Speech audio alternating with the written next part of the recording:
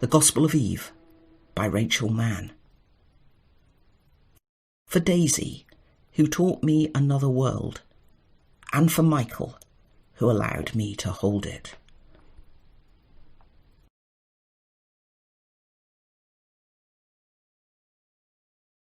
Evie hung from a low beam in the chapel. The weak January light blared through the east window, giving her body a ghostly glow. She looked, I thought, suspended between worlds, almost reluctant to leave. Behind her, on the window, a conventional scene, a gathering up of angels and patriarchs and evangelists, creating a taxonomy of salvation. Christ at the top sat on the judgment seat, pale and European, the sombre upper-class colonial who'd gone native in robe and long hair. A 19th century god dispensing judgment from on high. Below, Evie, her feet mere inches above the tiled floor. It's attractive to imagine that when faced with situations like this, one finds profound words, either dredged up from memory or freshly coined in distress. One might even hope to pray. I remember worrying whether the beam would be able to take Evie's weight. It was only designed to hold up the second-rate rood screen. I suppose they made the world to last when the chapel was built. Her skin was ice cold, so cold it felt damp, like fish scales. When it was clear she'd been dead for hours, I went to find someone useful. It was only later that I found myself able to think again and ask questions. Back in my room, I felt the enormity of it all steal over me. Evie. I thought I might scream, howl even, but that would only bring the whole college down on me. A vision flashed into my mind of me, dead too, my skin chalk white and drained of blood. The others standing over me. Slowly, I regained my self-control. As long as I kept my eyes open, I was safe from her face. Evie's beautiful, beloved face, now turned blue and swollen, her tongue protruding. I sought refuge in speculation. The beam was the boundary that separated nave and sanctuary. Had that been the point? Her death caught in the demarcation line between holy mystery and the profane. It was only much later that I began to ask whether it really counted as a suicide at all. What we think we see can mislead us more completely than any of our other senses. If challenged about what I saw that morning, I'd repeat what I've just described.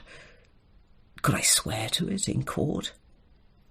That's what I did when the coroner investigated Evie's death. But now? I think the only thing I'm still sure of was the fact of Evie's dead body in the chapel.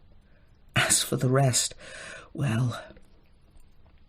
About the months leading up to Evie's death, indeed, about the aftermath, I made a solemn vow to keep silent, and I like to think I take promises seriously. Despite what happened to Evie, I still think of those months I spent in the company of her and Richard, Ivo, Charlie and Piers as fondly as I remember anything. That we swore an oath to silence is not necessarily a sign of guilt. You should remember that we are the kind of people who take oaths seriously, and we had more things binding us together than mere promises. I promised never to say a word about those months. So why speak now?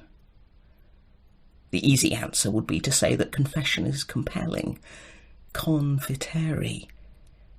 It makes me think of martyrs who confessed their faith as arrows pierced their flesh. It makes me think of confessionals where I've revealed my sins and in which I've heard those of others. It can be such a relief to make public a private truth. Indeed, in the days of Soviet Russia, even the innocent felt better when they confessed to the crime of which they were accused. To be absolved by a minister in persona Christi can be a beautiful and terrible thing, and to absolve others takes one to the heart of the fantasies we make for ourselves, our shame, our hopes, our debased and glorious dreams. About my time with Evie and the others, I promised, forgive me, covenanted to hold my tongue. Ivo was fond of quoting the cloud of unknowing. God, unto whom our heart's been open, and unto whom our will speaketh, and unto whom no privy thing is hid. The point being, he said, that one shouldn't go spilling one's guts all over the place. God knew, so people didn't have to. Truth is, I'm struggling to give sufficient reason for breaking the silence, and yet I think I must. Perhaps a psychologist would say that that's an indication of an unresolved sense of guilt. Well, I think Wittgenstein was right. Psychology is a fake science. I do not believe I'm driven by guilt, though. Whenever I've thought about taking this step over the years, that image from the Inferno has come to mind. Of the very lowest level of hell, icy and paralysed, occupied by Brutus, Cassius, and Judas. In making my confession, or telling the truth, whatever you want to call it, why do I feel like I'm joining them? Why do I always want to place all of us, Ivo, Charlie, Piers and Richard, even Evie, in the betrayer's icy prison?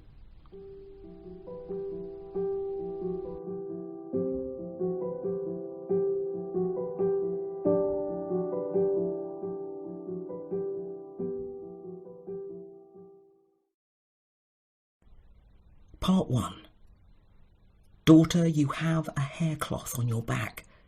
I wish you to take it off, and I shall give you a haircloth in your heart. The Book of Marjorie Kemp. Chapter 1. When I was younger, I could never understand why people have always believed the world is going to end in some defining catastrophe. It seemed to me that, before the bomb, there was no realistic threat of apocalypse. Now, I'm not so sure. Growing up in the shadow of the Cold War and mutually assured destruction, I had a definitive reference point for destruction. If the world was going to end, it would be in a mushroom cloud. As a child and as a teenager, I saw pandemic, natural disaster, even the breaking down of political systems as secondary. Personal tragedy barely seemed to register.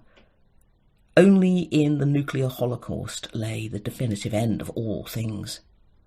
Catastrophe was a fixed point. Now, I'm not so sure. When the last Roman legionary looked back on the shores of England, I think he knew the end of the world.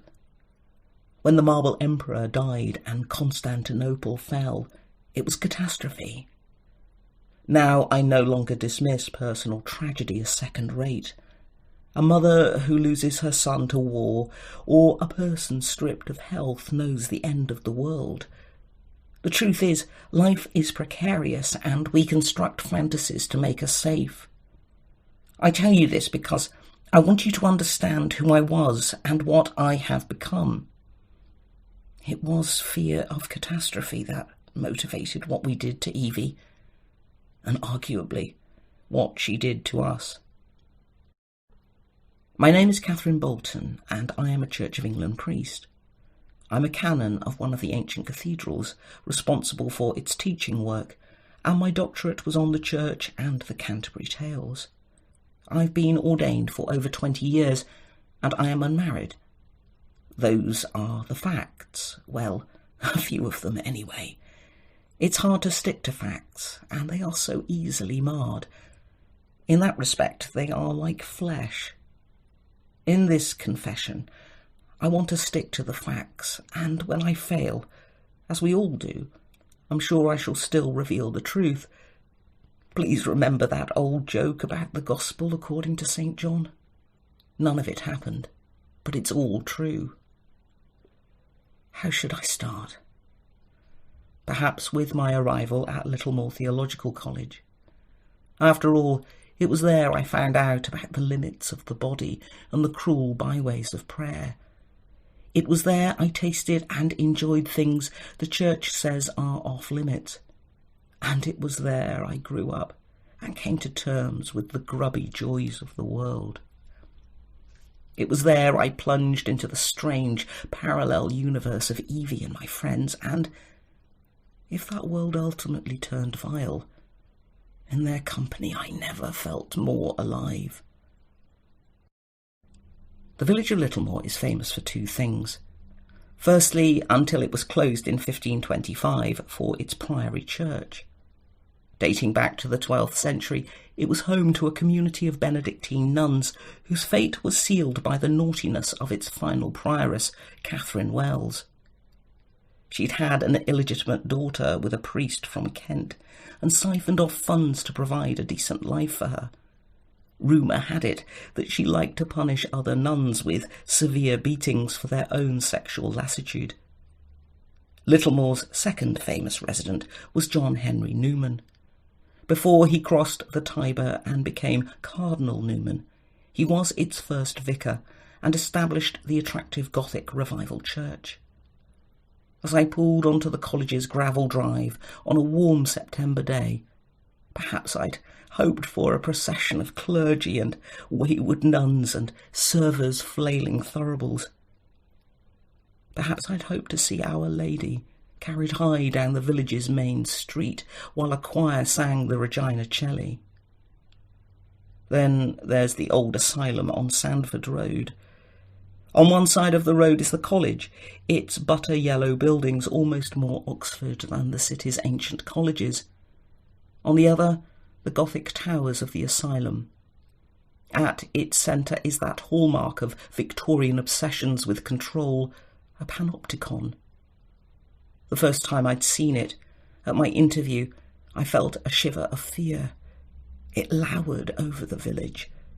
As I arrived for the first day of term, the old asylum, now very desirable apartments, dominated my mind. It was so quiet that morning. There should have been dozens of other ordinands arriving, but for some inexplicable reason there was just me. I looked up at the panopticon, its 40 metres of brick, utterly incongruous in this picturesque village. Its single pillar, topped with a 360-degree observation platform, made me want to throw my bag in the back of my boot. Its single pillar, topped with a 360-degree observation platform, made me want to throw my bag back in the boot of my car and drive off. Settling into college life, however, was in many ways hardly problematic. By the time I arrived at Littlemore, I was a hardened student. I'd taken a first in medieval history and English at Manchester, as well as a PhD in medieval history at Lancaster. I was 24, and if it had not been for a crisis that had led me to faith and a call to ordained ministry, I was launched on a promising academic career. Years of study had made me almost hopelessly institutionalised, and even now, decades on from university, years do not begin in January but September. Back then I slipped into the quiet routines of college life as readily as into an ancient pair of pyjamas, and being assigned a poky room on an anonymous corridor in Davidson House, the oldest building in college, fitted my monkish aspirations. My door had one of those old-fashioned slots for your name, and some efficient administrator had already slipped my details into it, handwritten in copper plate. That door, however, never fit properly. It had a 2-centimetre gap between its bottom edge and the floor, and in my 3 years in college, despite constant complaints, the handyman never replaced it. But that little room, with its ancient single bed, scuffed desk and squeaky angle-poised lamp, with its far too few shelves, as if one were a child at boarding school rather than a widely read adult, was home.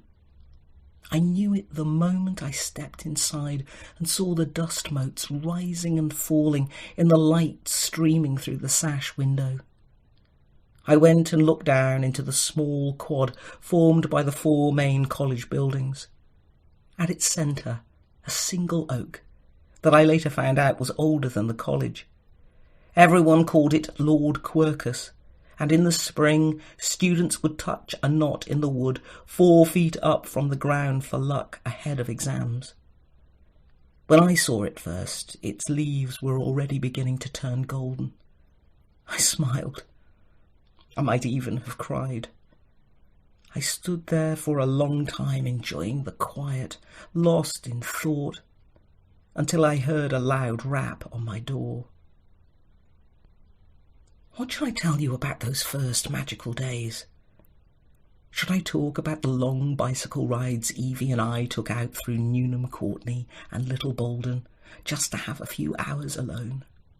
Or that time we cycled out to Garsington to gawk at Lady Ottilie Morell's old home, and how I wittered on about how the manor's land had once been owned by Geoffrey Chaucer's son? Should I speak of how we sat out on the lawns under the stars, drinking ginger wine, talking about medieval attitudes to sex? I daren't. You'd only laugh at me and mistake me for some callow undergrad. Yet of those warm days of early autumn, that's what I go back to most often now. Does it matter if memory adds layers of sentiment? As if those days carried with them their own soundtrack, supplied by Vaughan Williams or Butterworth.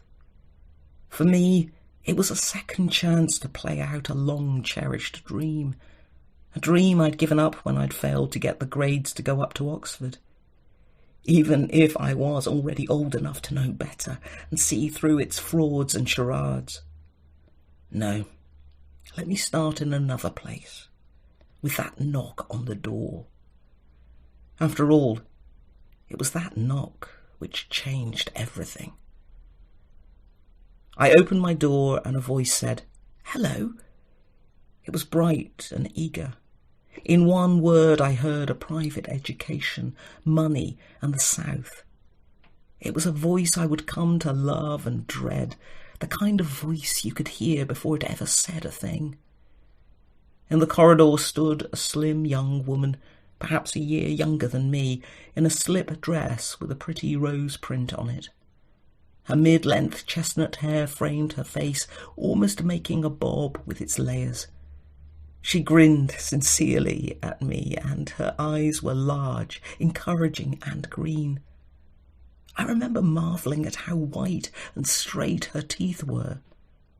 In those days, before everyone started straightening and whitening their teeth, hers seemed oddly un-English. "Hi," I said, non-committally. "Catherine?" "Kitty," I said. My mother called me Catherine. Some friends and some lovers had tried Cathy or Kath. I'd long since settled on Kitty.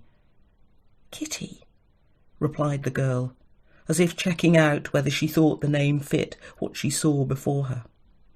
"I'm Evie Kirkland. I'm new here too.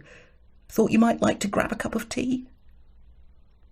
That was how I met Evie. Evie, who was at the centre of much that was good and most of what was cruel over that year at Littlemore. Evie, who had a ridiculous yet utterly sincere love of scratchy trad jazz records, who liked to read the crappiest airport thrillers and watch Australian soaps, and would sit for hours watching old Fred and Ginger musicals on worn-out videos. Evie, infuriating, exhilarating, and needy, who could utterly disarm you with acts of sudden generosity, a bottle of Krug or a bouquet of winter roses and anemones, and yet could draw the most positive person on the planet into hell. Evie, who appeared on my doorstep with a single word and an invitation into her world. Did I know then what she would become to me? It's so tempting to say yes. It would be easy to say that I saw, in the kindly tilt of her head or her easy smile, how we would soon move from the ready friendship of new students to something more physical, more dangerous. But that would be to claim knowledge that only comes with hindsight and hurt. Right then, as she stood on my doorstep, all I saw was another keen ordinand who just wanted to make friends. How wrong I was. Then again, how could I foresee what we would become? We were trainee priests, for heaven's sake. Lust, obsession, sex, violence. These were precisely the things that were supposed to be off the agenda. The church can be uptight about sex and love between a married man and woman. Sex between women is enough to send otherwise sensible members of the church into apoplexy. So no, I had no idea what was to unfold between Evie and me in the weeks to come. She stood on my doorstep and invited me out for a drink. I smiled back, said, "That would be lovely," and stepped out on the path that would ultimately lead to her death.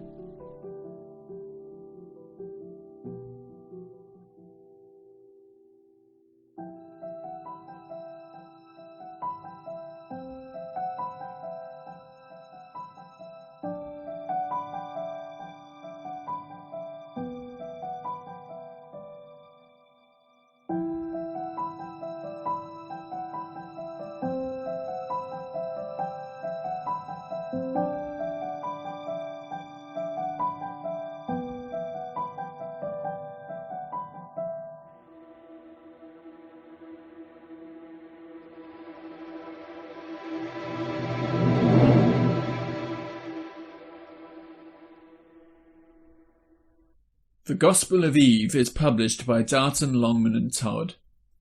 We are an independent publisher of books for the heart, mind and soul.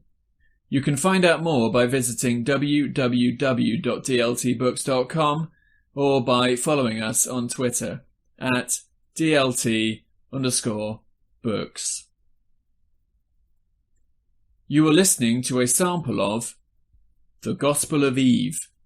Copyright 2020, Rachel Mann.